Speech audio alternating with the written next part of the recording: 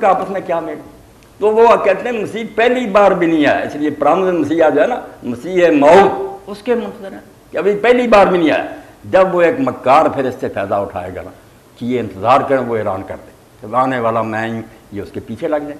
اصل عیسیٰ علیہ السلام کو نہیں مانا، اور یہی حکمت ہے کہ انبیاء نے سارے اللہ تعالیٰ نے پیغمبر مار دیے، عیسیٰ علیہ السلام کو نہیں مارا، اس کو زندہ رکھا ہے تاکہ جب اس کے نام پر یہ فرار ہو وہی اترے اور کہے کہ آؤ میں بتاتا ہوں کہ اصل مسیح یہ ہے، تم اس کو مان گئے، جھوٹے کو مجھے مانا نا جب میں سچا تھا، اب تمہارا بھی علاج کروں گا۔ سب یہودی ختم، عیسیٰ علیہ السلام ختم کریں گے، یا اسلام لائیں گے یا ان کے ہاتھ سے مارا جائیں گے، ان کا لیڈر بھی مارا جائے گا۔